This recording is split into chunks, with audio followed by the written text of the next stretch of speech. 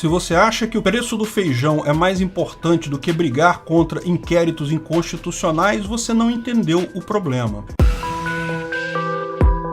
Esse é o Visão Libertária, sua fonte de informações descentralizadas e distribuídas. Houve manifestações enormes em várias capitais brasileiras nesse último 7 de setembro. No Rio de Janeiro, onde eu participei, as ruas de Copacabana estavam tomadas, não apenas a orla, mas mesmo o trânsito pelas vias internas estava complicado. Quem tentou chegar de carro ou táxi ficou preso. Na orla, desde o posto 4 até o posto 5, uma distância de aproximadamente 800 metros, as duas pistas da Avenida Atlântica estavam tomadas de gente, com 8 carros de som. Mas mesmo antes do posto 4 e depois do posto 5, tinha muita gente ainda. Imagens aéreas mostram grandes aglomerações desde o posto 3 até o Forte de Copacabana. Uma estimativa simples feita por mim mesmo com base na avaliação de concentração de população do Dr. Kate Steele, considerando 4 pessoas por metro quadrado no local mais lotado, diminuindo para 1 por metro quadrado nos locais mais ou menos e 0,5 nas ruas internas, temos uma estimativa de mais de 500 mil de pessoas no Rio de Janeiro. Em Brasília, uma parte considerável da esplanada dos ministérios foi tomada de gente desde a Alameda dos Estados até a altura do Ministério da Defesa, completamente tomado, mas ainda tinha muita gente até a transversal do Ministério da Economia.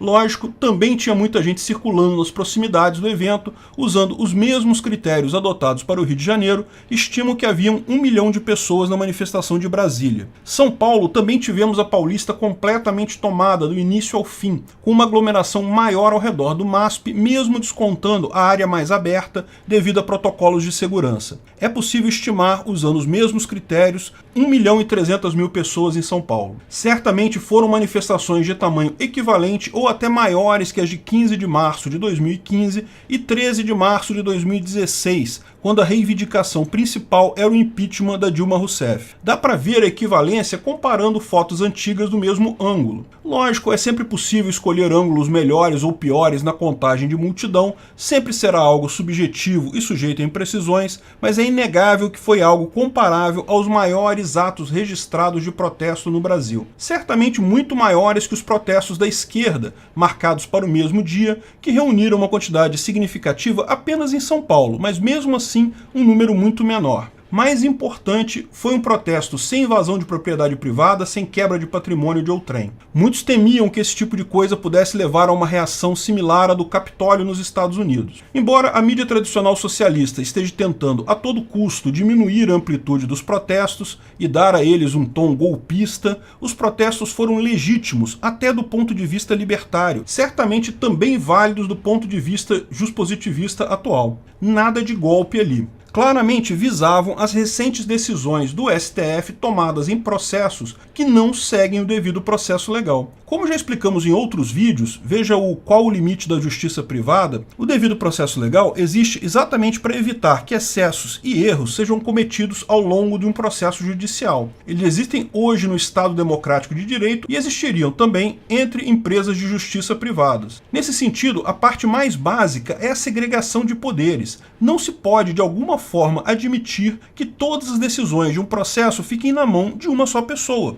por motivos óbvios. Se a pessoa cometer um erro, um excesso, não haverá ninguém para controlar e impedir que isso se torne uma injustiça para com outrem. Por isso, no juspositivismo brasileiro, a iniciativa de todo o processo deve ser do Ministério Público e o controle do juiz encarregado do caso, que deve ser sempre sorteado para evitar favorecimento. Além disso, no devido processo legal, nenhuma punição é cabível antes da condenação do acusado, inclusive prisão. Não precisa necessariamente ser a condenação em última instância, mas é preciso haver pelo menos uma condenação. Para que aconteça aquela condenação, o usuário deve antes ter direito ao contraditório, isso é, ele deve ter acesso a exatamente o que ele está sendo acusado, de forma que ele possa se defender de todas as acusações feitas. Também deve ter direito à ampla defesa, ou seja, qualquer novidade ou alteração nas informações, ele deve ter prazo para preparar sua defesa e apresentá-la sobre o meio que julgar mais conveniente. Em dúvida, privilegia-se sempre o réu, porque o sistema é sempre muito mais forte que o indivíduo. Todos esses controles decorrem da experiência de muitos anos de cortes extrapolando seus limites e condenando pessoas por erro ou por oposição política. Por exemplo, durante o período militar havia a figura do inquérito que não acabava nunca. O delegado abria o inquérito para investigar um suposto crime, mas nunca partia para a denúncia, justamente para não dar ao acusado o direito ao contraditório e à ampla defesa. Cabe uma explicação aqui. No processo penal brasileiro existem duas fases. A fase inquisitorial é composta da investigação da polícia sobre um crime. Nessa fase, em tese, a polícia está apenas buscando pistas, provas, evidências para processar alguém por determinado crime. Quando a investigação reúne provas suficientes, o Ministério Público faz a denúncia e daí começa a fase processual, em que o acusado terá direito a saber tudo que ele é acusado, todas as provas, de forma que possa se defender de tudo no processo. Em tese, o acusado só pode ser punido depois do devido processo legal. Só pode ser preso depois de concluído o inquérito e o processo. Porém, existe um problema. O que fazer quando o acusado tenta destruir provas, influenciar testemunhas ou tenta fugir do país? Daí criou-se a figura das medidas cautelares. São medidas que, em tese, não são punição, servem apenas para evitar prejuízo ao processo durante a fase de inquérito. Essas medidas consistem em busca e apreensão, bloqueio de bens, etc., e também prisão preventiva. Veja, isso não era para ser usado como punição à pessoa acusada, é para ser usado apenas para garantir que as provas sejam colhidas de forma adequada, punição só depois do processo. Mas o que faziam os delegados na época da ditadura? Eles abriam inquéritos e ficavam usando medidas cautelares para punir pessoas que achavam serem culpadas. É fácil acusar alguém de estar tentando destruir provas ou de estar tentando fugir do país ou coisa do gênero. Assim, eles conseguiam prender líderes estudantis, jornalistas, qualquer pessoa que, por qualquer motivo, achassem que merecia punição. Tudo sem o devido processo legal. A maior parte das mortes absurdas e torturas que você ouviu falar da época da ditadura militar foram assim, com inquéritos intermináveis que nunca eram transformados em processo, porque se fossem transformados em processo, daí o acusado teria o direito ao devido processo legal, poderia se defender. Ao contrário, usava-se medidas cautelares durante o inquérito para punir as pessoas. Isso, infelizmente, é muito comum em vários regimes ditatoriais, mas é um absurdo completo. Tanto que, na Constituição de 1988,